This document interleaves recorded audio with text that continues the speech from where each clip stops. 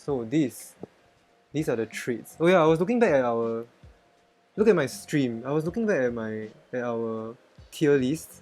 Yeah, Kaizen's in chat as well. Is this insider knowledge? RSE soundtrack, yeah. You're God, careless. What about it? thanks for coming. Yeah. So I was just looking through, right? And then looking at every team's performance. Yeah. Seems like Shellder is doing super, like Shellder and my team. Like on paper we don't look solid, but then both teams are performing super well. And then And so is Martin Solrock. yeah, here we go. Look at Yeah, put this. in good. But then they're playing Oh like my they're god, terrifying, yeah, right? Martin Solrock, right? So it seems to be um the nature of the team, like they suit uh the timer better, because the timer really came into effect for a lot of our games. Then what else? Primarinas and Rapidazz is like, yeah, expected. And then Puff is also doing well, so not too bad. Then the only team that fell short was Torterra, at the top, at the terrifying section. Kinda scary, looks okay, except for the Tyrants. Then the Yampers also not doing well. Then for good, yeah, Martin Sorok is exceeding expectations. Then the rest are okay, right? The rest are sort of where they should be. Whereas not too bad, these three teams from not too bad are doing super well. Yeah, Pokepels are Yeah. currently 3-3. Shellder is 4-2. But they did, these teams did have some really good wins, so sometimes it might be due to the matchups. Yeah. Okay, let me start the stream. Sorry, start the YouTube part. Nah, I don't care. Okay, this is the start of the YouTube part. This week is chill week. I'm not gonna make an intro. Okay, so let's go through the traits first. Uh, I wanted to do it this way so that we can see like the traits across the weeks. Because there are some teams that made like, I think as of now 4 traits already. That's Rapidazz. So let's just look through week 6. Okay, since I jumped to week 6, I might as well stay at week 4. So week 1 there were I think 4 traits, whereas week 4 there were 1, 2, 3, 4, 5, 6 traits. Then now week 6 there were 1, 2, 3, 4, 5, 6, 7, 8, 9 traits. Seems like people are trading Right. even more. Yeah, that's good. I mean, that's what we encourage, and then hopefully this works out for most of the teams. Although I would say this week, looking at the traits, a lot of them make sense except for a few. Yeah, like 1 or 2 don't make sense. So let's go through first, because we're doing it by reverse standings.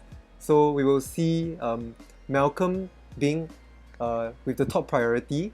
So Malcolm traded Genesect for Regigigas, and then Urshifu single for Stakataka. I understand the Stakataka trade, cause like maybe they feel like Trick Room, they don't work as well in Trick Room, and Stakataka is a very good mon to use in Trick Room. Whereas True. the Genesect into Regigigas, I have no idea what's going on. So Yeah, I'm not sure about that one. like, does any mon have something like Worry Seed?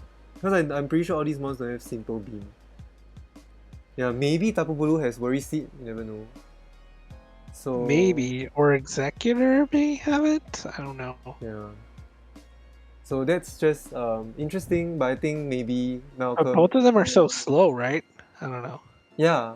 So I think maybe Malcolm's like they know that they are out of the running, but they just want to try out different mons. Maybe they have a Regigigas with them, and then they want to try doing fancy stuff. Because Regigigas, like, you don't really always have to be physical.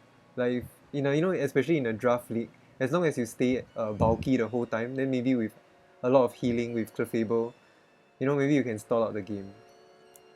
That's Our true. trade would have made sense if you gotten the second trade. I see. Okay. Okay, let's go next to Team Pocket Rocket. trading the Porygon for Rapidash Gala for speed, and also like still remaining the option to set up Trick Room because Rapidash Gala knows Trick Room.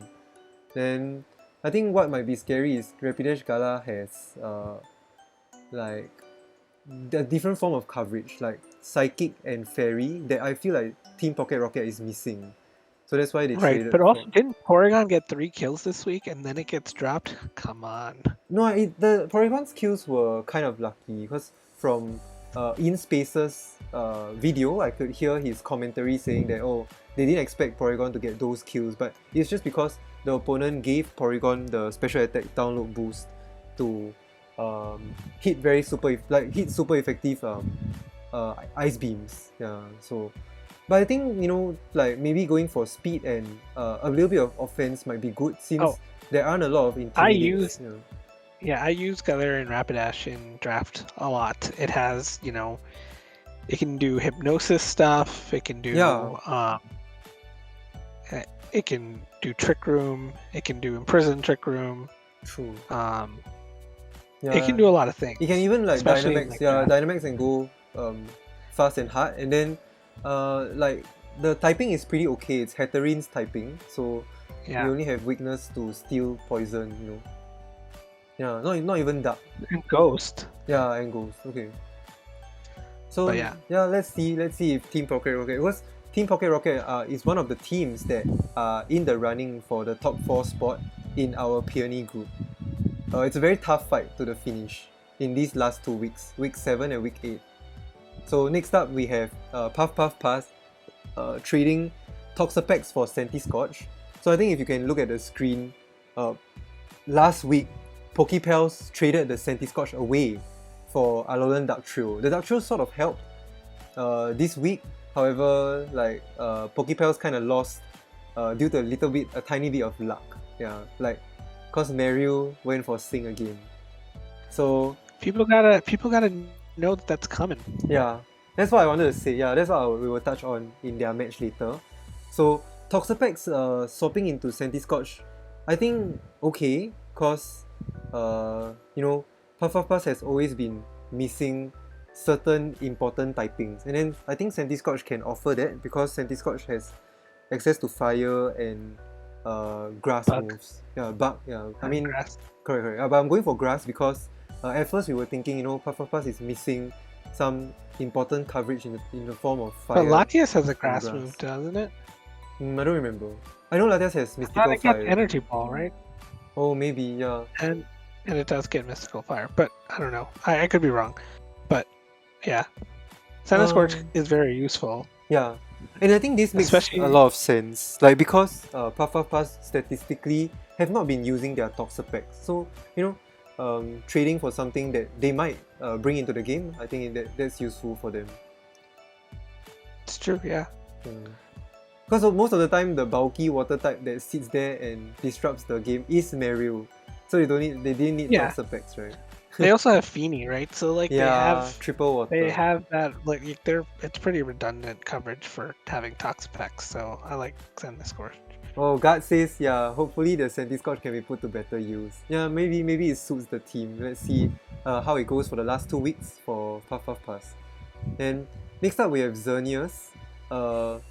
Like I think they just keep wanting to try and improve their team because I know them personally, but I didn't influence any of these traits, so maybe they just want the team to be sort of bulkier and have more tools. So I don't know why they traded away the Braviary, because Braviary and Zapdos are pretty similar with the Defiant ability. Yeah, maybe the Zapdos is just a little bit faster. Maybe they felt they needed speed, especially when Entei is gone. Yeah, Entei got traded into Rotom Heat. Then Sceptile for Mandibuzz. I mean the Sceptile served them well sometimes, but it was with random like Ice Shard weakness policy strategies, so maybe they thought it's a bit too cheesy and they want to go for something more stable and bulky in the form of Mandibuzz. Right.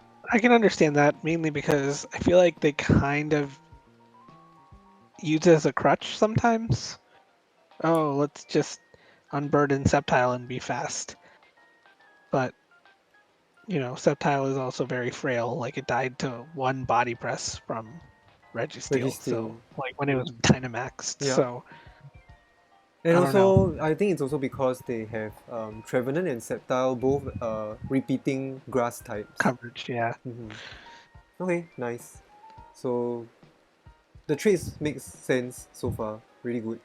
So now we are going to the teams that perform super well. So they are very low in priority, yet they still get their trades because no one else contested for them. So Galarian Rapidazz, their whole team has been turned upside down. So originally it was Zacian, Politoed Kingdra, Landorus. Now it becomes Dialga, Pheromosa, Jinx, Urshifu. Very different dynamic. Yeah, but we can see from this week's match that their Dialga just popped off. It's like arguably it would have, if the Dialga was a Zacian, it wouldn't have performed as well. And then like they used Dialga to, I would say, like kind of like perfection this week. So Dialga put in a lot of work. So this week, yeah, a lot of work. so maybe, I'm not sure why, but Landorus and Kingdra, they're giving it up for an S and a B tier. So hopefully this Urshifu Rapid would serve their needs better than Kingdra. I'm not sure. And then Jinx is a very nasty Pokemon to go up after to go up against. Sorry, it's true. which kind of sucks. Yeah, I don't like Jinx, but yeah, maybe I'm not sure. Like Landorus provides good ground coverage. I can see now, because Dialga also provides good ground coverage. So something that they're missing would be, I think, flying coverage. Like a reliable Mon that can max airstream, because Landorus and Kingdra can do it. Yeah, Moltres can, but he has that 4x weakness to rock, Yeah, I mean, they have maybe Pheromosa is kind of interesting here, because we can make Dialga go real fast, right? True. So, yeah, let's see how it goes. Oh yeah, the Pheromosa was always with their team. Then the Liepard was once a Politoed. Yeah, so no more Rain Core. Yeah, perhaps because Dialga doesn't need to be protected by the rain. And yeah, very different looking team, right, from the start. So they are really, the Rapidazz are really gearing up and preparing for the playoffs, because they are almost certainly in the second or third place in the Peony group. Okay, so now we have last one, Martin Solrocks. Like it's lowest in priority because this team went undefeated as of week 6. Then they traded their Klinklang for Slowbro Gala. You can see that Klinklang is C tier and then Slowbro is B tier. That's because Solrocks had 20 more points to spare after the draft. But then didn't they also try to trade another? Yeah, they tried to trade Xatu for Alcremie. Well, why does it make sense, Ted? Ted says our trade would have made sense if we gotten the second trade.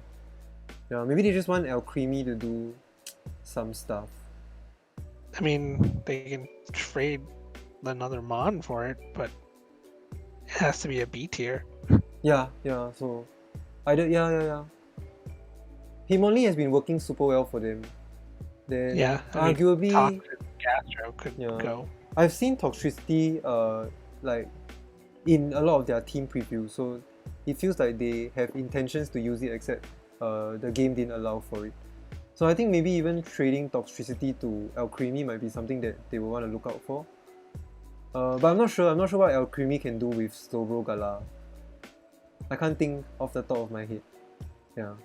So hopefully this Slowbro Gala can serve Martin Solrocks better. It's interesting because it's a very niche mon with that quick draw ability, and it has very strange weaknesses because the poison psychic type is one of a kind. and the Klinklang probably like I think in their perspective, Klinklang is not providing the correct sorry, not providing enough coverage for the team. Yeah. Yeah, that makes sense. Klinklang's move pool is very limited. It is. It's like basically steel and like lightning. That's Yeah. it. Like even though they can proc the policy with Spectral, with Bulldoze, yeah, it's still not performing as well. So yeah, that's all for the trades. I think most teams, like I really appreciate these teams coming forward to try and improve their lineup and make trades proactively. So that's a good thing, yeah, because my team, we kind of know that our, like maybe Infernape, our Wigglytuff, is not coming in all the matches, but we just want to try to make it work, So that's the reason why we're not trading yet. It's quite funny. Yeah, no, I mean we like the makeup of our team, so that's why we haven't made any trade. So. True. Yeah, there are some teams where it shows that it can be the mark of a good draft, and like honestly, if you think your team is very well rounded and you don't have any like repeated types, right? So it's very justifiable not to do trades. Yeah. But still, these teams that we have mentioned, they do see like a few loopholes in their team, and then the trades mostly make sense. Yeah, they definitely do. Yeah, good job. So okay, so let's jump into our recap. This week, in overall, was a very messy week because there were a few strange circumstances that warranted wins for some teams, and then there were also a few games that to me felt kind of messy, and then there were, like as usual, there are some games where people just make the wrong decisions, and I would say, like bluntly, they threw away the whole game. Yeah, that was quite tough to watch. Yeah, so we'll just go through the games one by one. So this is game one. I'm not gonna do the play-by-play as detailed as previous streams. I'll do it next week. Yeah, so I'll just try and recall generally what happened. So for Xerneas versus the last buffet, it was Garchomp and Persian versus Suicune and Rotom. And then I think the Persian went for parting shot, and then the Rotom Mo went for vote switch. But there was a position where it was Garchomp Ninetales versus Suicune Starmie. And then Suicune showed that he had Ice Beam, but then Xerneas was careless to Dynamax their Garchomp, and Starmie's Ice Beam just killed Garchomp. So they wasted their Dynamax early game. And then I think last buffet did well by leading with Rotom and Suicune, so as not to to try and disrupt the opponent. Rotom has access to Will-O-Wisp, Suicune, but Suicune this week didn't bring Snarl, but like waiting for the correct time to Dynamax instead of leading the Solgaleo up front this time, so it's a good improvement. And then strangely enough, the Suicune had Raw, and then they rawed Xerneas. I think it was the Ninetales or the Persian. It rawed out, and then no, they rawed out the Braviary. Then Lantern came in, and then Xerneas prepared this very special thing. Lantern with Vote Absorb, with Rotom Hit, Discharge, and then the Lantern has Soak. So you just soak, discharge. As long as your Rotom is alive, the Lantern will keep healing, and then they will always do super effective damage to the opponent. Very, very cool tech, and it worked out very well because last buffet said, oh, I don't want to see this Braviary on the field. I want to raw it out, and then it raw into a Lantern, and then the Xerneas were like, okay, we are all set up to do this strategy, and it worked because they got good paralysis on Incineroar. I think even was it Suicune that got paralyzed? No, even Rotom got paralyzed because Rotom became a water type. Yeah, So in the late game, Solgaleo tried to max, but then Xerneas prepared the Persian in front of the Solgaleo, so 2 foul plays would easily kill the Solgaleo. Well, see, that's the thing, right? I don't know. Yeah. They could have steel spiked. Yes. They chose not to. They chose to and I don't max understand. Mindstorm, yeah. And once again, that move made no sense, right? Steel spike. If you're gonna target Lantern, it was already down to red, right? Yep. This is like right before the game goes off because someone loses connection. But like, if you just target with Steel Spike, then you're not as afraid of another foul play. You survive and you can KO something else. But so so that's hindsight, and it just feels like the last buffet doesn't have as much experience in using Solgaleo or even like the same archetype like Metagross, arguably Jirachi. So yeah. So like, I mean, what you want to do with those is get as many boosts, right? Steel Spike, Quake, and that's it. That's really all you want to do, so they can survive anything, and then they just do a lot of damage. Like even if it's neutral, even if you're not doing like a whole bunch of like actual damage. And I don't know what they were setting up for with the Mindstorm. Yeah. But like Starmie was gone, so they weren't getting like expanding force. Like I don't know what Mindstorm was trying to set up. True. So they were thinking so they went sort of like a bit short-sighted in the form, like in a way that they want to use maybe 2 stat moves on the Solgaleo. But then honestly, if you have a Solgaleo, a Metagross, you don't really need that psychic move unless absolutely necessary, because the other moves have very good coverage and can do good damage into most mons, especially when you ensure that you have your weakness policy up. Yeah. So that's something for Last Buffet to know. Last Buffet are sort of out of the running. Okay, so this loss came because Last Buffet's one of the team members were actually driving and using a hotspot. So shoutouts to still being able to join the match, and then they DC'd, and then they didn't want to connect again. So at that point it was still 4-4 on both sides, with about 5 minutes left in the match. So the Last Buffet just conceded and gave the win to Xerneas. They could have won though. They still had a chance. Right, yeah, because they played well in stalling out Dynamax and then getting the important piece in Solgaleo to Dynamax in the late game. Yeah, so a few moves could have been done better, but I just want to shout out, right, that Last Buffet really improved on their play this week as compared to a few weeks, you know, like the last 3 weeks. They haven't been performing well. Yeah, and then Xerneas was also, you know, very careless to just let the Garchomp go down like that. And then Last Buffet was good, did good prep in the form of 2 ice moves, because they know that Xerneas would always want to use the Garchomp against their team, because Garchomp is the biggest threat to Solgaleo, you know. Yep. So that was good. Good job to the Last Buffet. So there's still 2 more weeks. Yeah, I think just have fun and try your best to like unleash the potential of your team. Yeah, and we're all just trying to get better, right? We're learning, we're trying to get better. We're all in that mindset. So just, you know, enjoy the ride. Yeah. Hi, Setsuku. I'm late to see your message.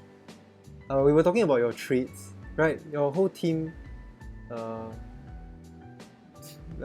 is unrecognizable now. No more Kingdra, Polito, and Zacian. 40% of your team is gone. Okay, so we'll be touching on Rapidazz's match later. So this is game 2. Puff Puff Pass, and the nicknames for the nicknames for Xerneas Mamma Mia is because their opponents are the Last Buffet. So I don't know why, but they came up with food. Yeah, but some of the food is weird. I know. Antelope? Yeah. There wasn't any of our ideas. It was all Milmat's idea. Yeah, Milmat is a very quirky guy. Okay, so game 2 is Puff Puff Pass versus I guess the Pokepels. lion needs the antelope. Okay. Yeah, maybe. Okay, so for this match, Pokepels led with Whimsicott Cobalion. Whimsicott had the eject button, and then Puff Puff Pass went with Mimikyu Scrafty, smartly going for a fake out trick room strategy because I'm actually not sure why, but oh yeah, that's because Whimsicott can taunt Mimikyu, ignoring Fungus's Rage Powder. So Whimsicott just went for, I think he went for beat up, but it got ejected because of the fake out from Scrafty. And then Cobalion just went for Iron Head and flinched the Mimikyu.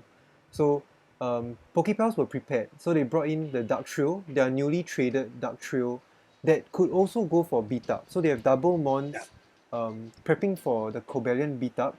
And I think it's wise for Pokepels to not pull the plug and Dynamax Cobalion on turn 1. So still not too bad. Then Dark Trio also had Iron Head and it stabbed Iron Head, and that's quite that does a lot of damage. So the stab Iron Head killed the Mimikyu, and then the Cobalion's Iron Head did damage into Runerigus that switched in for Scrafty.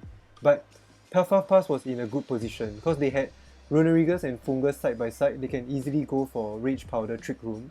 Then not only can the Meryl proc Runerigus policy, they prepared for Fungus to proc the policy as well with Giga Drain. So just in time, Runerigus was set up to Dynamax in Trick Room and once again wreak havoc with Max Quake on everything. Max Quake on Cobalion, Max Quake on Dark Trio, on Toko, and then Max Ghost on everything as well. So funny enough, the Nuzleaf was Eviolite, but the Max Ghost at +2 without huge power managed to kill the Nuzleaf. That's quite sad. I was expecting the Nuzleaf to survive. Because then the Nuzleaf would have, it prepared Foul Play, you know? Then it would have did so much damage into Runerigus with the Foul Play. Yeah, that was quite surprising. But, so, Pokepels prepared, somehow prepared Toko with the Iron Ball. That makes sense because they want to be faster than the Fungus. Yes, yeah. And that's maybe their best effort to stop, like, sleep shenanigans. They had Taunt on Whimsicott, and that's not too bad too. But unfortunately, I think the Dark Trio was still beside the Toko, and then Toko went for Eruption, and then Fungus went Fungus was down. Then Meryl went for Sing. So Meryl claimed its first victim again, like Sing, and then the Toko slept for 3 turns. So enough for the Runerigus to kill with because Runerigus only has access to Earthquake, and then the Meryl after it got the Sing, then Whimsicott promptly taunted the Meryl, so Meryl couldn't go for Protect and Runerigus Earthquake, so Runerigus kept going for Poltergeist. It was a 2-hit KO onto the Toko. Then so Toko was the first victim. Then the second victim was Darmanitan. So they Dynamax Darmanitan. It was the timing was just right, but there was only 3 minutes left. So Pokepels really had to try and take as much chaos as possible. So Darmanitan was facing up against Meryl and Runerigus. So Runerigus went for I think Earthquake, but Darmanitan killed it back with this was in Trick Room. So Darmanitan killed it back with Max Hailstorm, right? Then the next turn Meryl went for Sing again. So then 2 for 2, they hit 2 for 2 Sings, and then Darmanitan couldn't attack anymore. But luckily Darmanitan took 1 turn of sleep, then it got the last Max Knuckle off, and then it went for Earthquake, but it failed to kill Tapu Fini. Tapu Fini survived at 10%. So in the end, Tapu Fini and Scrafty were left. The whole of the player 1 slot, Mimikyu, Meryl, and Fungus was dead, but just short by like maybe 2-3 minutes. Cause if not, then like barring the Scrafty's fake out, the Darmanitan should be able to try and clean the game. So the conclusion is like Pokepels did really good prep, and somehow they were able to position their mons well and save the important mons like Toko and Darmanitan in the back. But unfortunately, they had to fall victim to Sing, and they wasted precious turns of attack. So Toko could have gotten 2 eruptions off. the Darmanitan could have gotten one more max move off, but unfortunately, the Mario had to. Little Booger had to do its stuff again. So. I mean, they've already shown that they're not afraid to blind sing, right? Yes, So yes. like they're not like it's what 55%. 55. That's crazy. Yeah, That's like a coin 55%. flip. That's like They'll go for it. flipping a They'll coin. go for it Yeah. every time. Uh, So you got to be ready. yeah, you have a very good point because with the Eviolite and the very unique typing of just pure water, right? Because water type is one of the best typings in the game, in the form of being very bulky because you only have two weaknesses in electric and grass. So if you don't prepare, because electric and grass moves are quite niche, right? Like, and if you were to carry an electric and grass move on a non electric grass mon, then it would be non-stat, so it wouldn't do as much damage, and then that puts Mario in always a good position where it doesn't have to worry about missing the sing, because it has 2 or 3 chances to keep going for it. Yeah, so that's. But see, the thing is, they had Whimsicott and they didn't need to have it have eject button, right? So if they had protect on it instead, that they could, get rid of Scrafty, then they got lucky the first turn, right? They got that flinch, which was very fortunate, right? So if you keep Whimsicott, you can have Safeguard, you can have a grass move, you can have I don't even know if you needed beat up there. You can probably KO Mimikyu without it. So it's just like But I still think it's a good idea because like if the opponent tries to lead in a different way, not to go for the trick room route, then beat up into Cobalion like just does so much work. Right. Yeah, because beat up is fine. ignores, You just don't necessarily need the eject button and stuff, right? Maybe, yeah. We had Taunt on Cobalion, Taunt on Whimsicott, and then they outsped. So they wanted to, and they didn't get the opportunity to taunt Mario fast enough. Yeah. So this is like another lesson learned that the threat of Sing from this Mario is real. And Misty Terrain, Safeguard. Yeah. So it doesn't take a lot, honestly. I feel it doesn't take a lot to prepare for this Sing on the Mario. So it just comes down to timing. Yeah, I think Pokepals were unfortunate enough to not be able to taunt the Mario in time, and then poor Toppo had to take the Sing.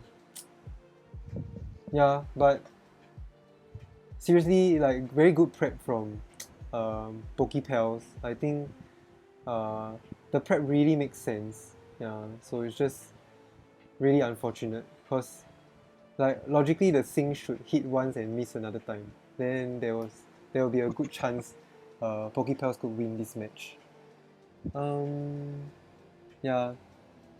It's okay, then one thing I want to note for Puff Puff Pass's side, like the Mario has been carrying the team. Look at the mons that they didn't bring. They brought Metagross and Latias in team preview.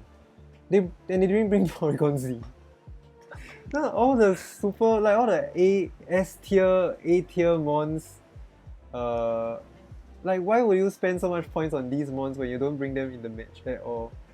Yeah, so it really then but Runerigus was OP. Yeah, and Runerigus was really powerful and dominating, and they had a very clear strategy of going for Trick Room. So still props to Puff Puff Pass for pulling it off. Yeah. So interesting that both teams had Latios and Latias and they didn't bring it to the match. Yeah, it makes sense because there were a lot of threats against this Psychic Dragon. Yeah. So okay, that's the match. Puff Puff Pass has like their nicknames are always crazy, and then Pokepals have a team this week. But these are rappers, right? So really cool. Yeah, but man, very close match. And both teams are really fighting for the 3rd, 4th place, right? In Rose Group. Yeah, I think we'll check the leaderboard later. Yo, Keaton, thanks for tuning in. like I feel much better now. So I think the rest really helped. I slept a lot yesterday. We are pretty much out of the running now. In terms of differential, right, for Pokepels? Like if you go 5-3, yeah, I think let's check later. But we learned about some of the things we can improve on and hope to get better with practice. Yeah, I think the Pokepels did like the games that you guys won, you guys did a really good job. And then a lot of times you could see that you were fighting very hard for your wins. And then I think your prep has been like improving across the weeks too. Yeah, wow, God, that's so nice to hear. Glad you guys are, you know, striving to get better with practice. Okay, so that was game 2. Interesting, we see a Runerigus and a Darmanitan Dynamax. That's fun to see. Okay, so game 3 is... damn, Keaton, you are here in time. Perfect timing. For Las Vegas Primarinas versus Martin Solrocks, the game to date, the game with the most number of mons remaining in the match, and he went all the way to timer. So are you kidding? 10 mons left. Wait, 10 mons left, like in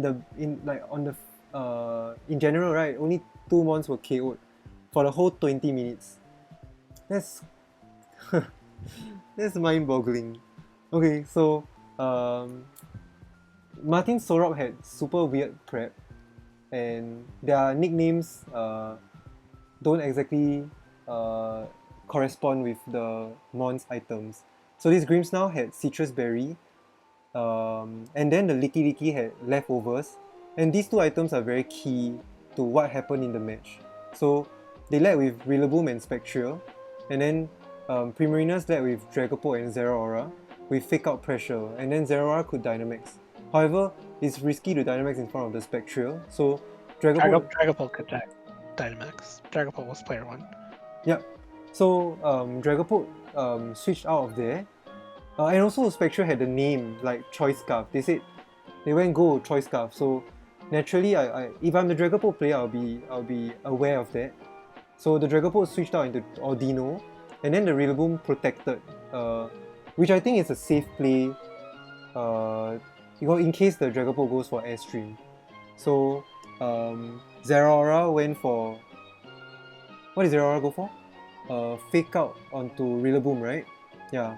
Yeah. Then Primarinas were aware that on turn 2 that maybe the Spectral went for Phantom Force. It went for Phantom Force, so I don't understand because Spectral's attack stat is very low. It went for Phantom Force into Zeraora. That was Primarina's call, and then they switched Zeraora into Togetic. I think that was a super good call to take a Grassy Glide from Rillaboom and a Phantom Force from Spectral, doing about 40%. Then this turn Audino could go for Trick Room. So next turn the Togetic went for Yawn into the Spectral slot because it's locked into Scarf, so it needs to switch out. And then the Audino just went for a simple Heal Pulse onto Togetic, and all their mons were full health. At the same time, Martin Solrocks' mons were all full health. So then next turn they just went for Follow Me, and Primarinas went for Follow Me and Dazzling Gleam. That did 70% into the Grimmsnarl that ate the Citrus Berry. So Grimmsnarl was still in the green, it was still healthy. And Grimmsnarl went for Thunder Wave onto Audino. That was the first blood. Then Licky just went for like something like Thunderbolt onto Togetic. I think their Licky set was so interesting in this scenario because it prepared Thunderbolt, Shadow Ball for Decidueye and Dragapult, and then Seismic Toss for everything else. Yeah. Then although the Licky was Yawn, they kept the Licky on the field. They just wanted to stall out Trick Room because they know Licky had the leftovers, so it can sit there indefinitely. And I went to check the pace. Somehow, I think Martin Solrocks left the EVs there, and then Licky was 252 HP and 252 special defense positive. So that made Licky super bulky. On hindsight, then Primarinas could have switched out like the two passive mons of Audino and Togetic, and then bring in something else that can do damage into Licky Licky and Grimmsnarl.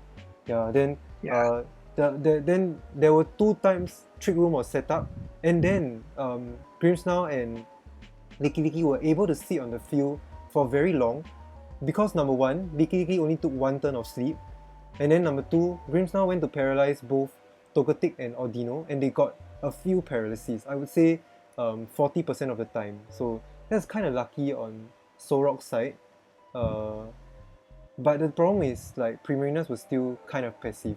There were so many turns where Togetic could have easily taken the KO on Grimmsnarl, and it didn't, because it got paralyzed at the correct times, and somehow Grimmsnarl prepared Protect, and they protected on the correct times too. So unfortunately, all these turns played out. 2 times Trick Room got set up and ended.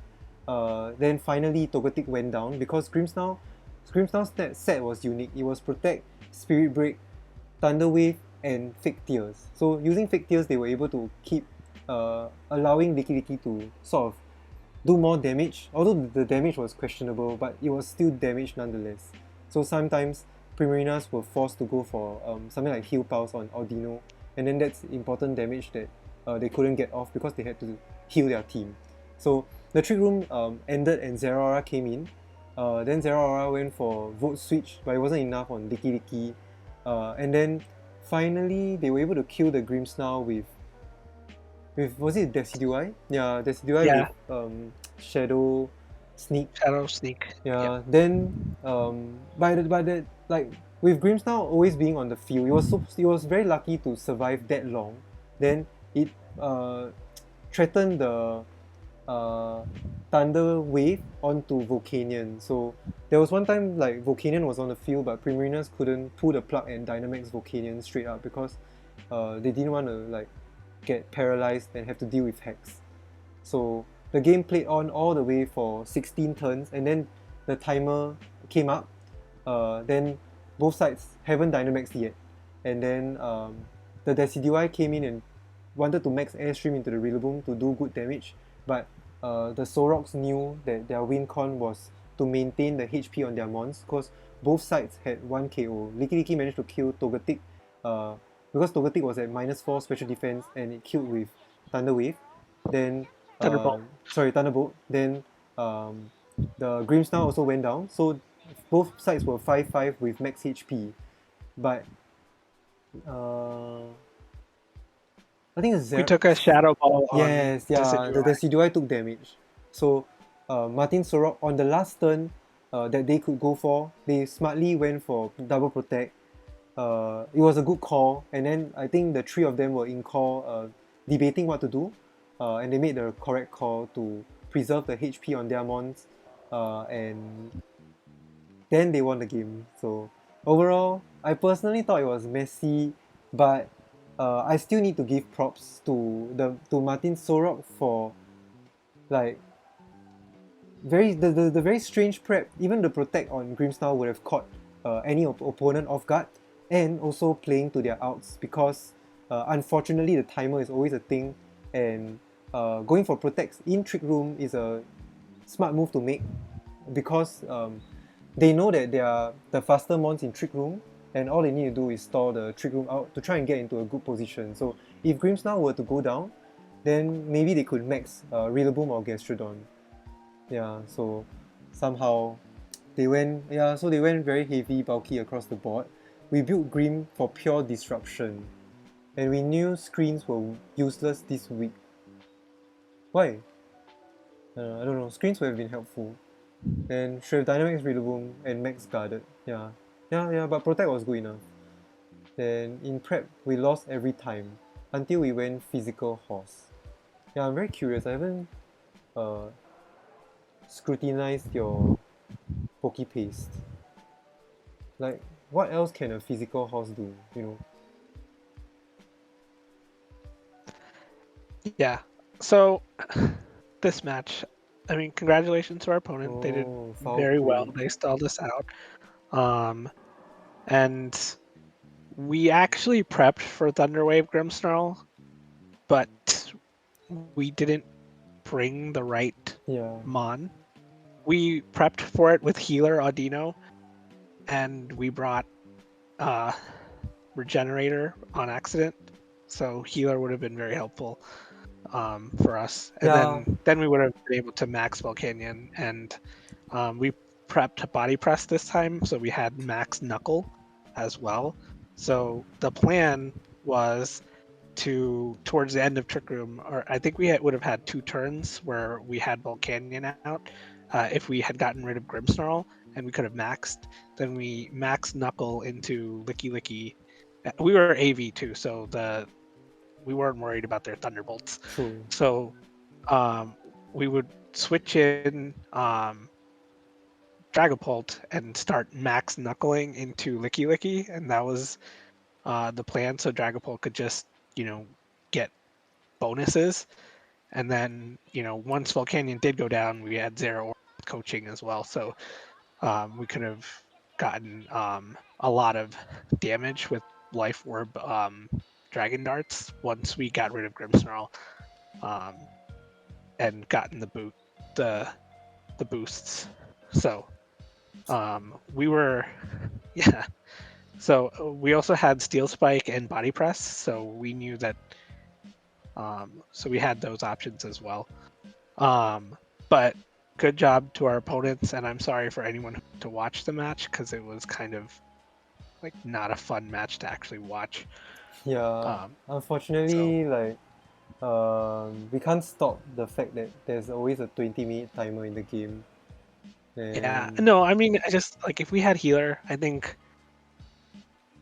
everything kind of changes, and that's what we prepped for, and it's just very bad that yeah, we that's didn't- true. Because this raises bring it. questions, like this raises questions to Solrock for preparing Thunderwave in the first place, knowing that Audino has healer, so maybe they didn't do their research, and then maybe they just thought that they could go for Thunderwave all the time. Yeah, but somehow that was just how the game played out. So I wouldn't say that it's a slip up on any side's end. Yeah, it just kind of happened. But then again, you see, like, if you have respected the healer on Audino, then like Thunderwave might not be the best idea. Yeah, and I think like screens would have been better, right? Like, I don't understand why you guys think that screens is not useful. Yeah, so maybe it's something to do with your practice matches. But from my perspective, I think screens would do way better than like Thunderwave in the form of making your team even bulkier instead of going for disruption.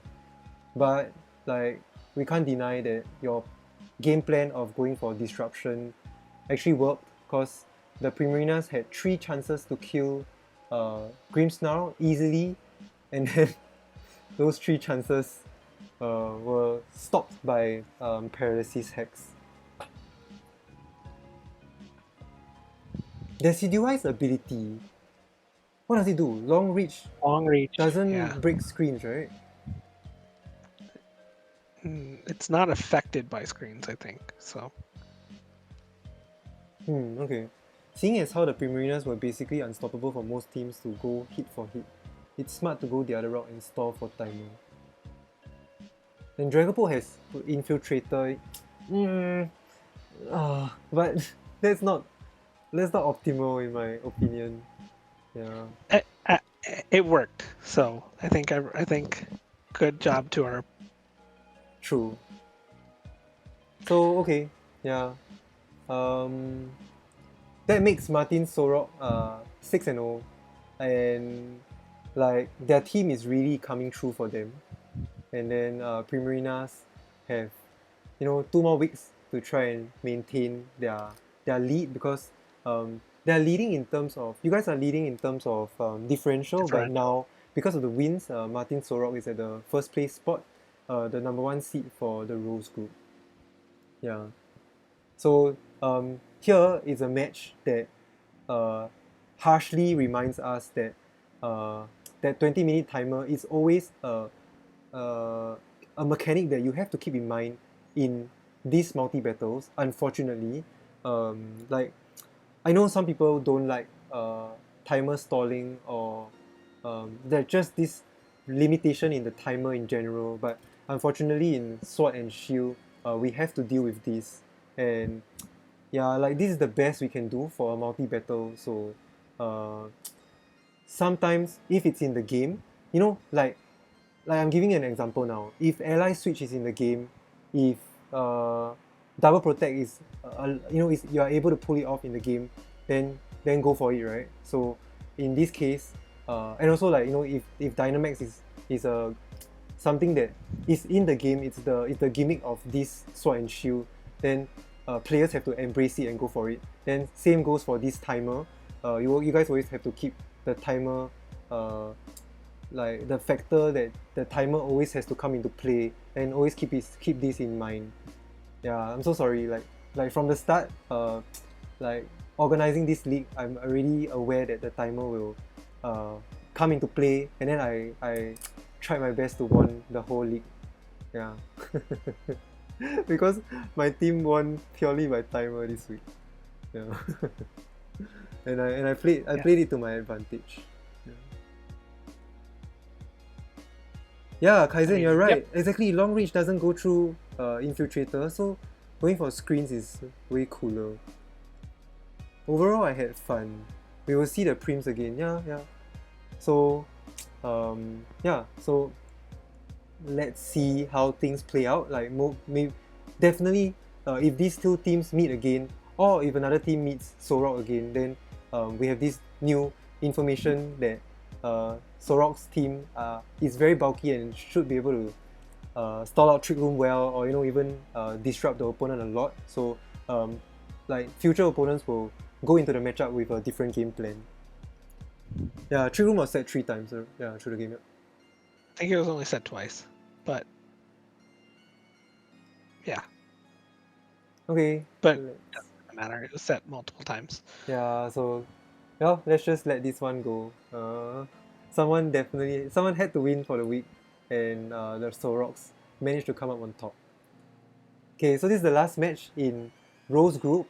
This is Malcolm versus the Omantyes. Okay, the 0-0 like differential didn't make sense, but this is because Malcolm were very good spots, and then like in this Poke Pace, you could see that they had Clefable and Genesect both with the life orb, and they didn't catch it. So like yeah, they could have given like maybe Clefable a different item, but unfortunately they had 2 life orbs, and then they realized at the end of the game, and they came clean with it, and let us know. Then we had a discussion, and Malcolm were what's the word? Gracious enough to give the win to Omantyes because of this slip up. Yeah. So in general, I feel like the match was very well played on both ends, and the prep was really good. This time Malcolm, because like I feel like Malcolm hasn't been using their Dynamax as well, maybe because of the alternating Dynamax, and they couldn't time the Dynamax like properly, whereas this time it was on point. So Octavish managed to come in at the correct time, and Octavish it's a water ice type, so it's sort of like Lapras, but cooler Lapras, because this Lapras had Max Rock 4 onto the Volcarona. So initially it was Vanillux and Clefable versus Sableye and Volcarona. Omantyes prepped well with Sunny Day so that Vanillux cannot go for Aurora Veil, and then Volcarona could just spam Heat Wave because it's the fastest, even faster than Genesect. So the Heat Wave missed on the Clefable. The Clefable managed to kill the Sableye with Life Orb, Magic Guard, Moonblast. That hurts a lot, and it doesn't reveal that you are Life Orb, which is a very unique thing for Clefable, and well prepped on Malcolm's end. Then all Omantyes had to do was spam Heat Wave, and at the correct moment, Malcolm switched out Vanillux and switched the Vanillux back in, and then Omantyes said, okay, sure, let me go for Max Flare this time, so that you don't get the Aurora Veil. So Volcarona managed to max and take. He didn't take any KOs. He managed to KO only Executor. Then the Arctovish came in, and I also wouldn't expect Rock Slide from Arctovish. So the Max Rock 4 easily KO'd Volcarona, and the rest of the mons are Arctovish food, right? Because Max Hailstorm kills Landorus and Thunderous. Then the other moves do good damage. Yeah, even Barraskewda is quite frail. So you could see that in the end, the Barraskewda was still able to outspeed the Arctovish in Hail. But it might be a bit too late because Arctovish killed a lot of mons. Then in the end Tapu Bulu was still with Malcolm, and Tapu Bulu was able to take out the Barraskewda because Barraskewda couldn't do good damage into Tapu Bulu. Yeah, but overall, it was 1, 2, 3, 4. It was a 2-0 victory from Malcolm's side. And then in the late game, they did something super weird. That was quite honorable on their side because they kept protecting with Genesect. Do you remember? Yep. Yeah. Then I was like, why are you yeah. So the reason we were why watching it together, right? Yeah, the reason why they protected with Genesect is because they don't want to reveal that they are live orb, and then they don't want to go against the rules to have the item clause. So they kept protecting, saying that okay, I'm not gonna damage you guys with the Genesect. I'm gonna have the Scout's honor to just protect and not use this live orb damage. Because Genesect had access to Thunderbolt and Blizzard. That was super cool. That does so good damage into Landorus, Thunderous, especially when the Arctovish was able to go for Max Hailstorm to set the hail. Yeah. So thanks for coming clean with this for Malcolm. It was just I feel like it's a unfortunate slip up because it's been 5 weeks already, and then just so happened they made in the last minute they gave Clefable the life orb. Yeah, I mean it was good sportsmanship, and then a couple of things. I guess now Omaha Omantyes is back into like the running, right? So now they have another shot at potentially making playoffs. Yeah. So it seems like very good. In the Rose group, the 4th place will be a slot that there's gonna be sort of a 4-way fight for the teams. Yeah. And I was looking at their team, and they had the same Landorus set again, and the same Sableye set again. Well, I mean not the moves, but the same item, like the Agua Fairy. Oh. And I was just like, even before the match, I think we were watching together, but I was like, why doesn't Sableye run Rosalie here, and why doesn't like Landorus have the Ice Berry, right? That's true. That's probably more important than Lum in a against a Hail team. So it's just kind of curious. So yeah, I mean, those are very good points. Yeah. Yeah, those are very good points. I feel like they could have optimized their team. Yeah, optimization is the correct word. So I think if Omaha Omantyes are hearing this, there's always room to improve. And some of the times, like especially in the draft league, items are very important, and that could make or break the game. Yeah. Okay. So for the Rose group, the winners of the week are Xerneas, Puff Pass, Solrocks, and Omaha Omantyes. So let's move on to the Peony group. This match is a very dominant match from Team Pocket Rocket. In due time, right? Because Team Pocket Rocket are kind of low on points, and like it's also a very it's a tight finish for the 4th place in Peony group as well. So in this match, Shellder led with Oranguru and Groudon, and then Pocket Rocket led with the classic not Dragapult, but Dragonite Colossal. And Team Pocket Rocket did their calcs. They knew that a +2 max flare from a Colossal in Sun always kills a Groudon if the Groudon doesn't max.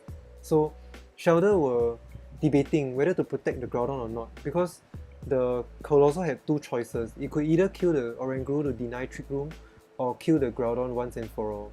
So the safe play was actually to protect Trick Room, but then in the last minute, Shellder was thinking, but what if they target the Oranguru? So why not use Groudon to Precipice Blades to take the easy KO on Colossal? However, Team Pocket Rocket managed to choose the right target, and then Groudon went down on turn 1. Then that will be, you know, very tough for Shellder to fight back, right? So Shellder... do you have this backwards, by the way? Shouldn't it be 5-0 the other way? Oh yeah, oops. Yeah, so Shellder switched in Turtonator, and then Pocket Rocket correctly predicted that Turtonator had a ground move, and it had Scorching Sands, so they protected Colossal, and then Dragonite went for Draco Meteor, and Oranguru went for Light Screen. So that was impressive because Draco Meteor killed Turtonator through Light Screen without a crit. So good job. Then Turtonator went down, and then Miltank was the last mon. Then Oranguru went for Reflect. The Miltank survived the Vocal Leaf, but the damage was already done. Very smart for the Colossal to go for Max Flare first, followed by Max Guard, followed by Max Vocal Leaf to ensure the chip damage lasts for way longer. Then Shellder really had to struggle. Their Oranguru had Trick Room, Reflect, Light Screen, and Instruct, so it didn't have an attacking move. Then Team Pocket Rocket correctly targeted the player 2 slot, so the player 2 slot was destroyed, and Oranguru couldn't do anything. So it was Porygon and Colossal versus the Oranguru. So Porygon went for Foul Play, Colossal just went for Flare Blitz. Then the Oranguru went down with 1 turn of Trick Room left. So the Moltres, it wasn't the turn to Dynamax, the Moltres had to protect. So it protected, then after that it Dynamaxed, and then Team Pocket Rocket played safe. They went for Flare Blitz on the Colossal because Rock Slide would have easily killed the Dynamax Moltres, but they went for Flare Blitz because they didn't want to miss. Then Moltres was able to get the Weakness Policy to KO Colossal, but then again, it's always going to be a 2v1, so they don't have time to try and clutch out the win. Yeah, so this is a very commanding victory from Team Pocket Rocket's side. Yep. Yeah, then Shellder was really... Colossal gets set up, you know, this is what happens. Yeah, Shellder was really like beating themselves up about it. Like they really could have protected Groudon. But then it would be I would say it's a 50-50 because you wouldn't know which... I'm just curious as to why they led Groudon or why they didn't lead it in the player 1 slot. Yeah, I'm not sure too. If they had it in the player 1 slot, then what does Cole can't kill it, right? Yeah. Maybe something like maybe they really wanted to get... I'm not sure why they really wanted to get Trick Room up. Yeah. I'm not sure. Because like maybe if they protected Groudon, then turn 2 they could. Like if they protected Groudon and somehow the Colossal targeted Oranguru, then I don't know what else can come in. Like Moltres would die to Colossal, Cherrim would die. Then turn 2 you can Dynamax Groudon, but at what cost? Because the Colossal would have taken done 2 max moves. Yeah, I mean it has to max guard turn 2 then, so I don't know. Yeah, hey, God saying, like, I like this observation. It's hilarious that so many teams have an unevolved Pokemon that takes way more KOs than some of their max candidates. Yeah. Like Porygon's now taking 3 kills. The Porygon took all the stray kills because Miltank was chipped super low to max Vocal Leaf, so it just needed the Ice Beam to kill. Then the Miltank, then Moltres took a lot of damage with Flare Blitz, then finally Porygon killed with Ice Beam. And then the Cherry was easy pickings. Don't forget that Togetic got the 1 kill on our team this week. No, it wasn't Togetic. It was Decidueye that went for Shadow Sneak. Oh, that's right. Decidueye ended up getting the kill. Man, you're just reminding yourself that Togetic had to get paralyzed to miss so many important kills. Then it was interesting because the Shellder prepared Miltank with Hammer Arm, and then but with one Hammer Arm, the Miltank wasn't slow enough, and the Porygon still outsped the Miltank in Trick Room to get the kill from with Ice Beam. Yeah, so Shellder was really beating themselves up about this game, because really they could have made better calls and had a stronger fight in this matchup. And yeah, It, just so happens it was the turn very one. short. I was like, oh man, maybe I'll catch the middle of the game, and then it was... Yeah. Yeah, so that was quite unfortunate on Shellder's end. Then they were really looking to climb super high up in our leaderboard. Like they could have went 5-1 this week, but they fell short, and then now they really have to fight hard for playoffs. Yeah, especially in the Peony group, where a lot of teams are vying for that 3rd and 4th slot. Yeah, so that was the match. I would say, yeah, not bringing Eleki is a good call. Yeah, then so sad that, you can see that Leafeon, Articuno and Doublade also couldn't come because they really needed to contest that Colossal. So I think KS is right. Maybe leading Groudon in the player 1 slot might be the way to go. Yeah. Then again, seems like a pretty good max candidate. it feels like they were also afraid of the Venusaur lead or the Rotom Wash lead. So that makes a lot of sense. Yeah. So tricky. Maybe Max Miltank, right? Oh well. I don't know. Turt seemed kind of okay to max too. Just have to get rid of Dragonite. And Colossal though, because Turtonator is also weak to Rock. That's true. Right. So yeah, I think Groudon will have to be the main max candidate. Yeah. So might have just been a really bad matchup for them. Yes. Looking through, yeah. On hindsight, I think it might have also been a really bad matchup for Shellder. Okay, let's move on. This is my match. Yeah, I'm so happy about my match. Versus Mr. Torterra White. I kind of feel bad losing to... taking the win over Mr. Torterra White. This was a 5-3 win.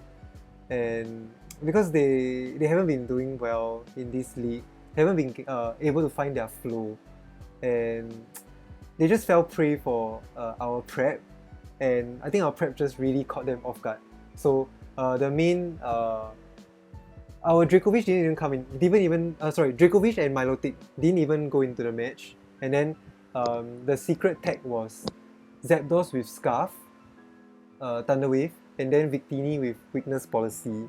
And they kind of unfortunately fell for the trap. So long story short, we were able to get the Victini in a good position to Dynamax, and you can see that Victini is player 1 and then Cinderace is player 2. So the Dynamax is staggered and Victini was able to Dynamax when Cinderace couldn't. So Cinderace went for Sucker Punch, trying to do good damage into Victini. Torterra said that they didn't expect the Victini to max. Famous last words. Then Victini proc the policy, and then we just had to max flare the player 1 slot. Celebi, Celesteela, Crocodile, they all die to pure max flare from special attacking Victini. Then the rest of the game was easy because we had the Sun Up, and then Primarina couldn't do enough damage into Victini. And then by that time, the timer just came sooner than they thought, and we were able to get the Mon advantage. But even if like maybe Victini goes down, even if Cradily goes down, I think the Sun would have ran out, and then Dracovish would, easily clean up the end game. So, yeah, Well, I think Primarina in the end game against Dracovish is actually pretty good. Yeah, but Dracovish will always be faster, so the Fish's Ren does like 80% to Prim. Yeah, so I mean, I was just like their turn where they Sucker Punch the Victini, is it? Oh no, they didn't Thunder Wave. No, they didn't Thunder Wave. Yeah. Okay, let's talk about that. So turn 1, Celebi went for Thunder Wave onto Sneasel, but our Zapdos was scarfed, so we locked ourselves in Thunder Wave, and then we Thunder Wave the Celebi first. But both sides, Zapdos, Celebi, and Victini were all base 100 speed stat, and Torterra brought actually the max speed Celebi. So in terms of information gathering, they couldn't tell whether it was a speed tie or whether Zapdos somehow was naturally faster than Celebi, so they didn't suspect that the Zapdos was scarfed.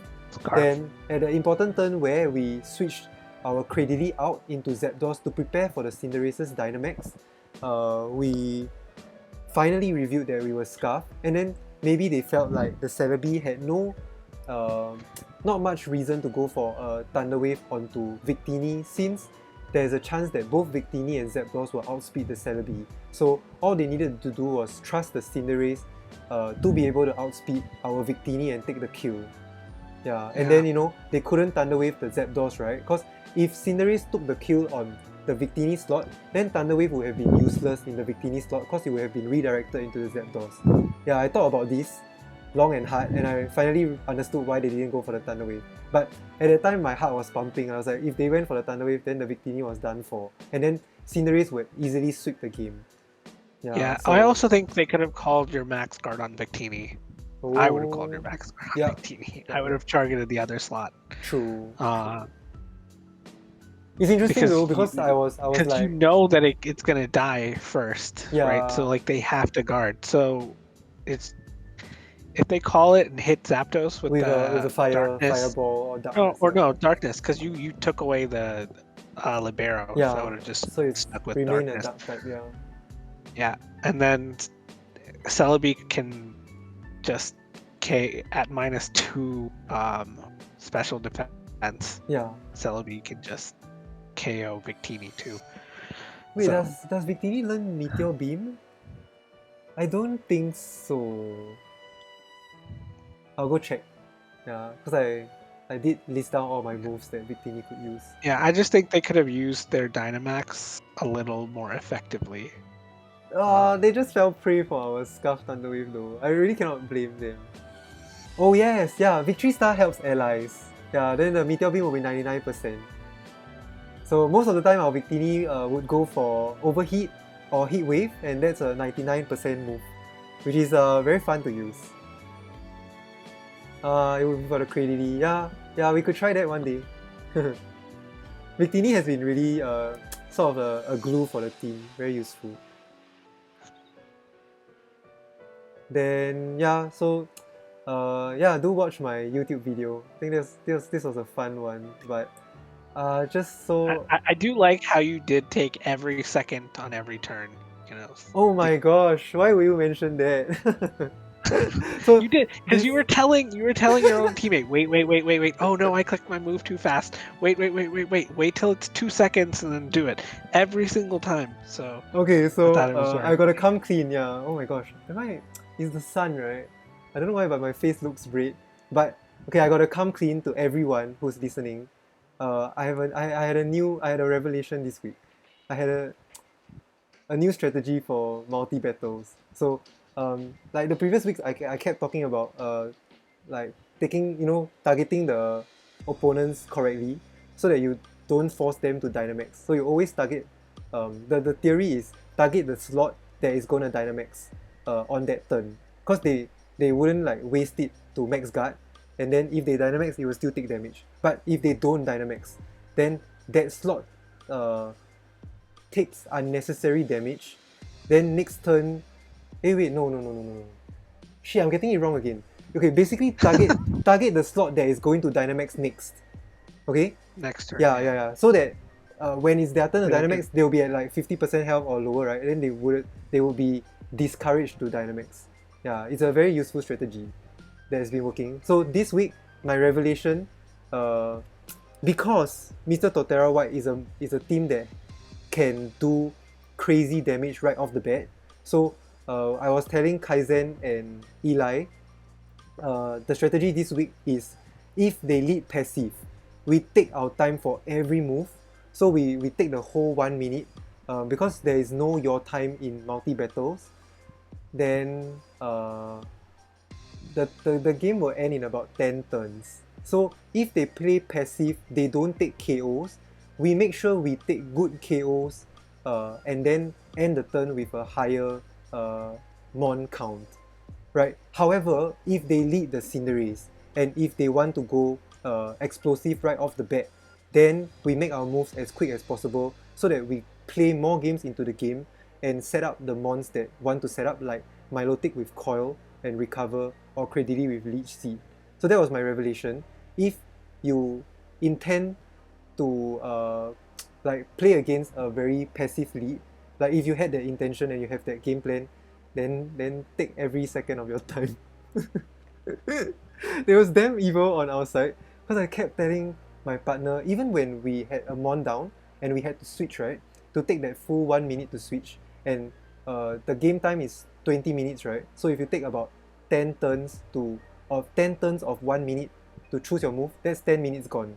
And then there's still like Dynamax animation, like sending in mons, and then the move animations. So this is one way to timer stall, and I'm now regretting letting you guys know this strategy.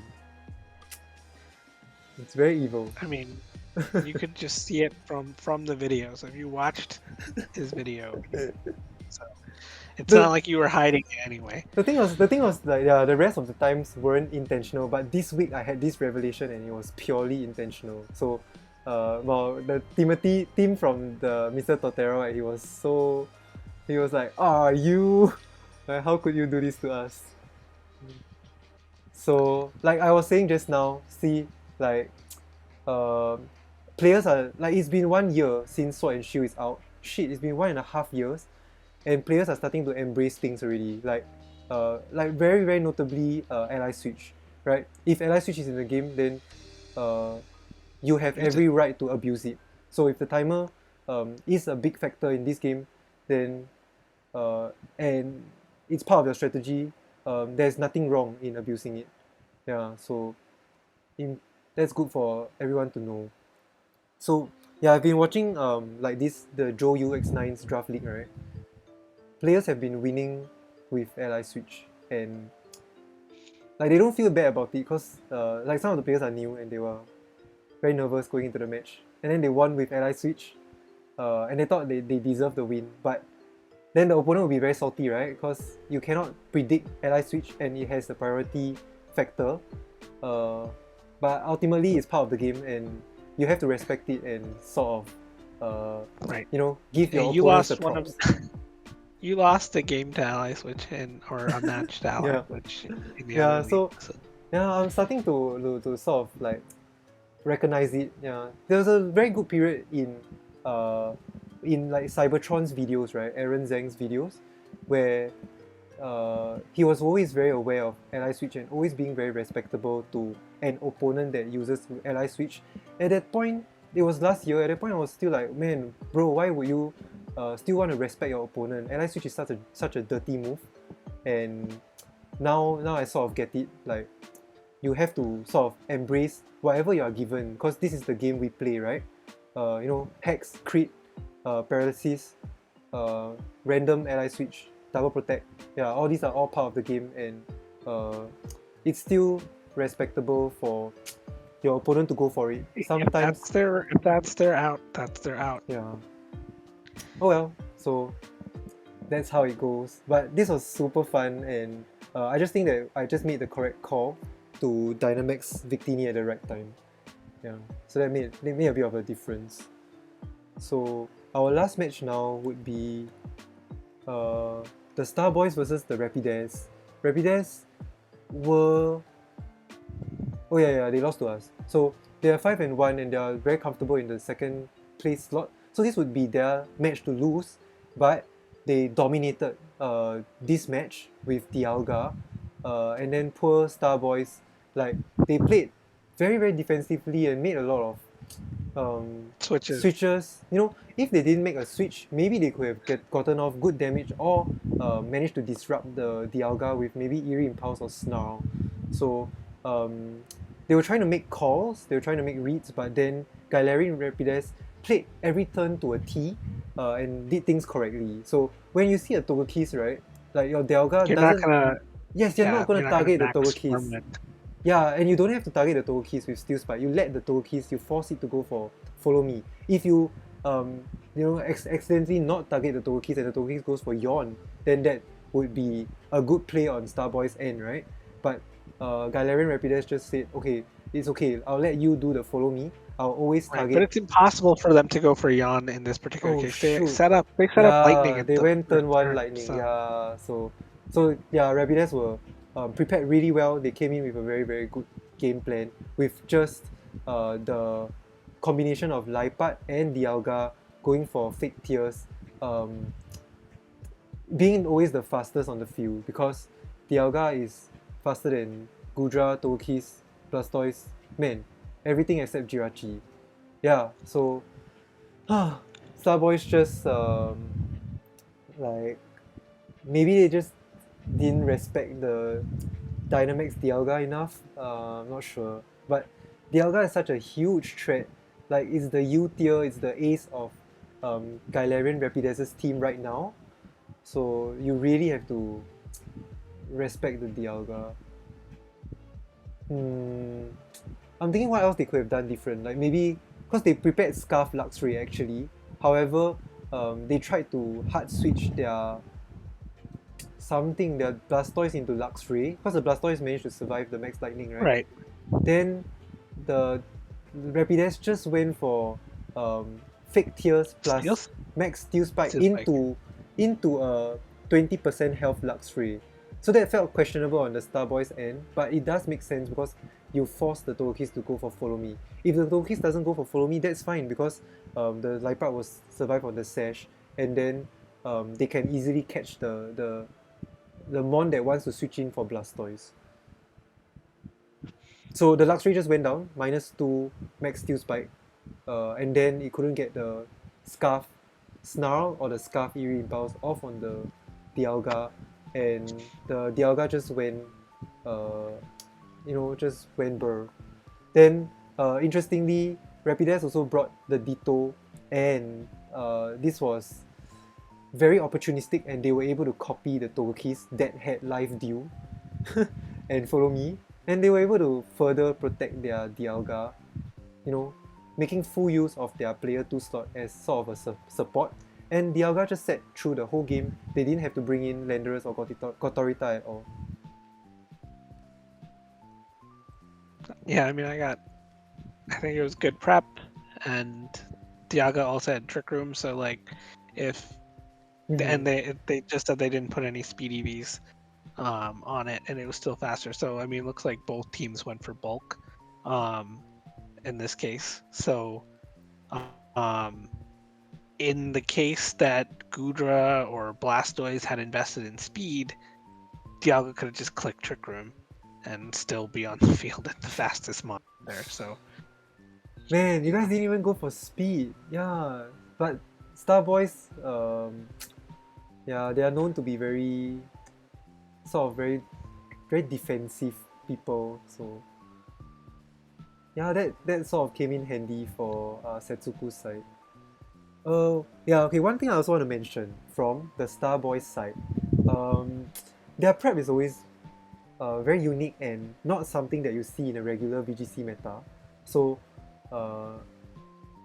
like Togekiss, you seldom see Live Dew, and then I think their Gudra set is kind of unique too. But one thing I want to mention is that Jirachi set. So this Jirachi was making full use of Serene Grace.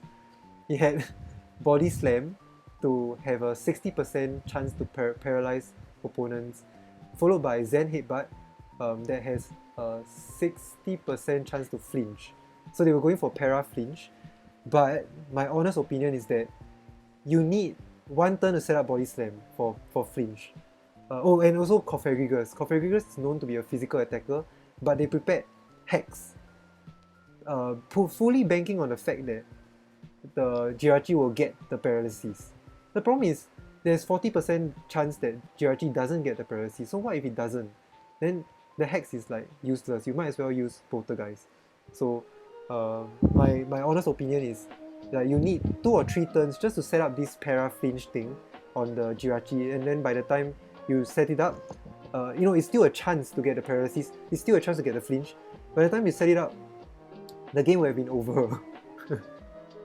So, very strange prep that really didn't pay off against Galarian Rapidazz. On paper, a very, very hyper offensive team, right? They just want to hit fast and hit hard, and I think STARBOYS just didn't have the time to do something creative like para flinch.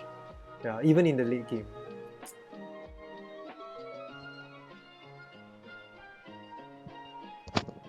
Yeah. I agree. You managed to watch the match? I did. Yeah, okay. It was just ultimate destruction from Dialga. I mean, Dialga just sat there and like destroyed things. So yeah, good game then, for Dialga. One last thing from my side, one last point that I have to make is, in this match, it shows that the trade from Zacian to Dialga makes a lot of sense, because if it was a Zacian, it wouldn't have done as much carnage as this Dialga did. So I think this was a good pickup, and always being able to go for max Steel Spike or max Lightning to prevent sleep really helps this Dialga a lot. So I think every other team has to watch out for Rapidazz's ability to use this Dialga super well, and they have also shown that they were quite versatile with it, being willing to go for Trick Room at some times. Yeah, and then I just want to mention that I think teams have very different strategies. So in Rapidazz's strategy, picking up the U tier is paying a lot of dividends for them, and that should be what you get out of your U tier. Yeah, as compared to some other teams, like I feel like the Solgaleo isn't performing well, and then the Magiana is also not performing well, so that's quite unfortunate. And the Groudon. Yeah. So this is a very clear example of supporting your U tier well with all the rest of your picks, even the C tier picks like Ditto, I would say even Shinotic. Yeah, then sort of lets the U tier pop off and be a very good asset in your team. Being able to max is more important. Yeah. So yeah, that was a good tactical decision to change Zacian out. It's very interesting. It's showing this time. Showing. Last week it didn't show, but this week it is. Last week they lost to us. Okay, so yep, these were all the matches. Sorry that this week I didn't spend a lot of time doing the recap. But I hope I did give a good picture into all of our games. Some were played very well, and overall I still think everybody did very good prep, so props to everyone. And then let me just recap for Peony group. Shellder and then the Infernapes and Galarian Rapidazz took the win, and then so here's our leaderboard. So you can see that like from the Peony group, Shellder, Infernape and Rapidazz are really coming out on top and performing super well. And the 4th place slot will be a race, a tight race. Yeah, there are 3 teams with 3 and 3. Celebi is at 4 and 2 because of their bye against the team that dropped. And yeah, I think everyone is still in the running. Like let's say if Yampers managed to win their last 2 matches, right, against Torterra White and Team Pocket Rocket, and then if they manage to win 6-0, 6-0, wow, they would skyrocket up the leaderboard. Anything Kaz, you have anything to say on your end, on the Rose group's end? How are the teams looking? It's going to be very interesting because I think this week we have against Xerneas Mamma Mia to maybe even decide the 1 spot, because the differential definitely still, as you can see, between 10 and 22, the differential might decide who gets the 1 spot. And then for the 4 spot, I think Puff Puff Pass has like the clear lane to get it because they're 6. Yeah, true. Their differential is 6 more than like the next person. So, Oh. but they play us this week, so Ooh. it should be Ooh. interesting. So if they can Ooh. hold their differential, they can stay. If they can beat us, then they have like a clear shot to then I think the playoffs is set, right? Because Oh, that makes the sense. 2 and the 4 are playing, the 1 and the 3 are playing, so that's going to Oh. be pretty big, Man, it's right? not over So yet. Like even in week 6 and week 7 and 8, the league is still so exciting. Gut. Okay, now yeah, I understand. Yeah, I understand where Gut from PokePals is coming from. Because he said for us to win, the teams above us have to lose twice, or else they would stay put. Yeah, that makes sense. Like maybe if Puff loses twice, then PokePals might have a shot. Yeah, we will try our best. well, I mean, it depends on the differential, right? So Okay. like they still have a shot on differential if like one of the teams gets like blown out, right? Yeah. So if like Xerneas Mamma Mia gets blown out in the next 2, they have a shot. If Puff Puff Pass gets blown out, they have a shot. I think we're lucky that we kept our differential high. So Yeah. even if we do lose, we're True. even if we get blown out, Yeah, even if you're like 4-2, right? yeah, or even 5 and 3, Ah, right? So because 4 and 3. Yeah. then yeah, because I don't think 5 and the 5 and 6 spots can catch up 6. I see. to a 22 differential in 2 games, right? So they'd have to like 6-0, 6-0, and I don't know if they play each other or not. So that's why you get your differential up. Right? True. So That's interesting. Yeah. Wow. Okay. So yeah, God's saying that we'll still try our best, but it is dependent on other factors that aren't consistent. So yeah, that makes sense. But thanks for always giving it your all and trying your best. Yeah, I really appreciate it from everyone.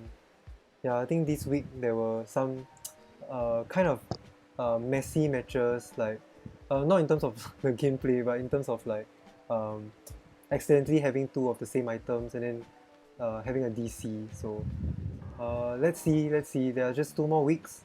We are at the closing the finishing line, right? Like we're closing the end of our regular season. So just if you kind of know that you're out, then just go ahead and have fun. Try and make full use of the team, and then have fun in multi battles. Because generally multi battles are um, very dynamic and very fun to play with, especially when you have to, uh, you know, have good teamwork with your teammates. yeah, I think that's the most fun part. Yeah. Oh yeah, Joe. So Joe is like I think he's meeting a friend for dinner tonight, and then Joe told me that he really enjoys multi battles, especially the teamwork aspect. Cause like let's say you are playing a regular draft league, and then you are just one person alone, right? Running a team, then sometimes it can get a bit lonely, or sometimes like 1 or 2 teams will just do very well and then the rest of the teams will be outshadowed. However, in our multi-battle league, everything is like a team effort, and like there's a lot of way more participation from our players in general. That's what Joe said. Yeah, and like you pick a good teammates, and it's just fun. So Nice. Yeah, like I just can't deny that the Solrocks are really having a lot of fun together. Yeah, I think winning together really does feel good. So yeah, I gotta feel happy for them. So currently, yeah, yeah, sorry. I think the teams that are like doing well are really like enjoying like being together, like the teamwork aspect. Hmm. So I think that kind of shows. Yeah, like Rapidazz also. I think Shellder, like they have So some is form of. Xerneas. You hear Xerneas' streams? It's so fun. Yeah, no. Let's Xerneas. So my friend Martin, Mart, he's Yeah, always timing out. He timed out in team preview, brought the wrong mon, and then he timed out clicking the wrong move, and then he clicked soak into someone that's already soaked. Are you kidding? Almost throwing the game, but luckily they won just because of the DC. Man, these guys, they really have to step up their game, man, if they want to go But far. like you can see they're like enjoying it, right? They're Yeah, just... true. Uh, it's so annoying to watch. Yeah.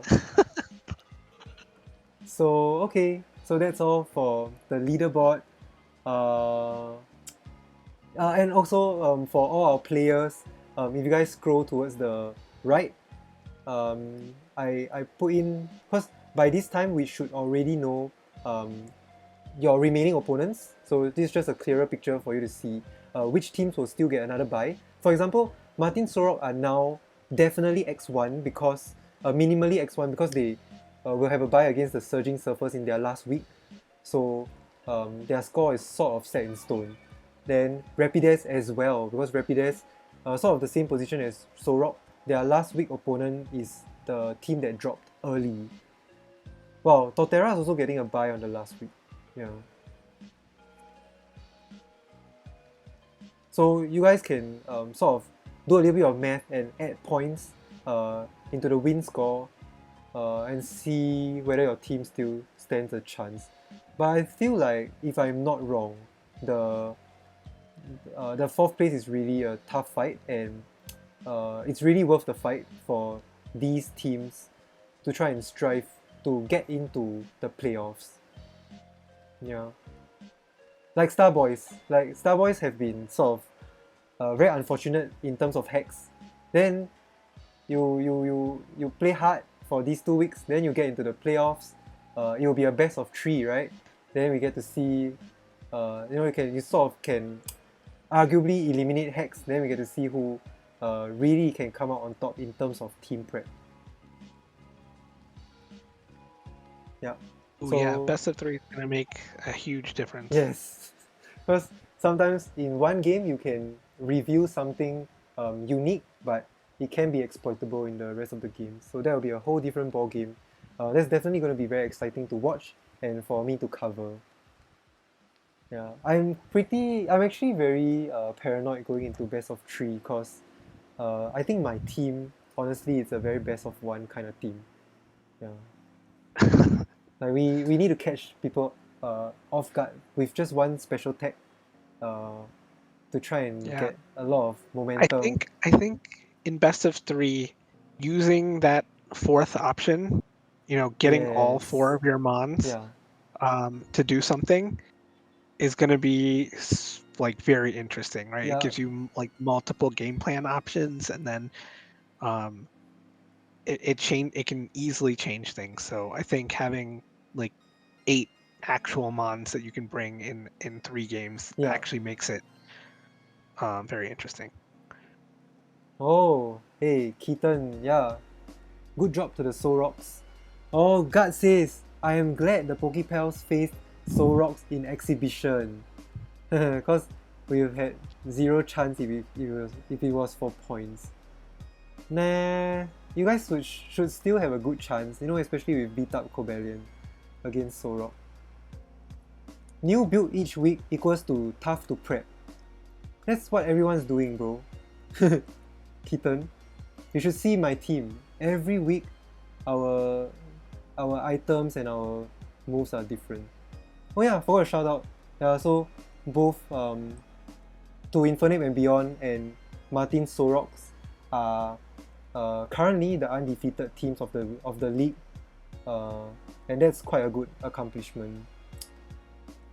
So let's move on to the kill leaders. Unfortunately, Volcarona had to die to a Rex Rock 4 this week, so poor Volcarona couldn't climb higher in the kill leaderboard. But sitting at 10 is quite cool. Kind of shows that Omaha Omantyes have been using the Volcarona very well. Then as for KS, you guys, the Primarinas, so unfortunate that Volcanion couldn't come in safe this week and look to get more kills. Yeah, sad. I mean, it's all good. I felt like this week actually should have been a Dragon Ball week anyway. So interesting. Like that was the initial plan. But we never. We just wanted to get rid of Grim first, so Yeah.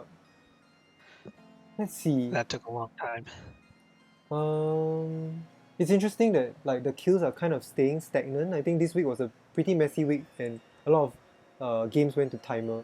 But maybe the teams just managed to use a few of their other pieces or other mons to take kills. So it shows that every team is more or less balanced, and there are always different ways to win the game, except as compared to always using your aces or your A tiers, S tiers to do all the damage or do all the work.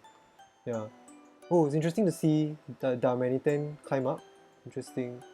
And Runerigus also taking good kills. And where is it? Where is Dialga? It's starting to get up there. It only got 4, I think, because it didn't get any last week. Oh, there you are.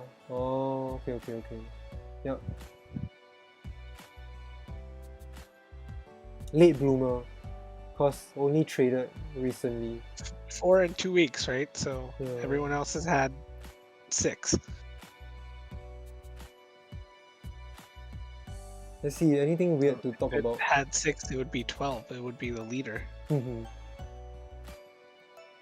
No, I don't know. You tell me, Evan. No, I just wanted to like shout out to this thing. Where is Little Booger? Wait, where is Little Booger? I don't know. Meryl. Where's Meryl? It should be. There, Oh there it my is. god! 5 kills! No way! No, I couldn't find it because I was looking at 3 or 4. No, Meryl is OP. Yeah. Number 20. So it's always taking all the stray kills with Aquajet, then sometimes with Perish Song. So yeah, this is one of the most unique mons in our league. So good job to Puff Pass for training your Meryl well, and also sort of using it well as a sort of a defensive support. Meryl has the same amount of kills as Calyrex Ice. Yeah, and Groudon for that matter. Groudon, yeah. Epic. All these U-tier Pokemon. Yeah, this is epic. So this is the only one. Then okay, Nuzleaf is also doing pretty well. So yeah, these are mons that we don't usually see in VGC, and I think it's a delight to see in our league. And I can see that like teams are having fun with these mons. That's quite epic. Yeah, so that's all for our recap. I'm glad to keep it under 2 hours. Yeah, it's 1 hour 45 minutes. Yes, so Ted, the playoffs will be best of 3. I will seed the bracket. Seed number 1 from Rose group will play seed number 4 from Peony group. Let me just scroll up to let you guys know. So like seed number 1 will play against seed number 4. And then so on and so forth. Seed number 2 plays against seed number 3, and it's a single elimination, right? So if you lose, you're out, and you are playing a best of 3. So you have to factor that in your prep. Yeah, we can't let the overall winner get away easily, right? You have to earn your win. It's gonna be super exciting, like what KS is saying. You can make use of that 4th mon, make use of different strategies. And it's always about gathering a lot of information during the games.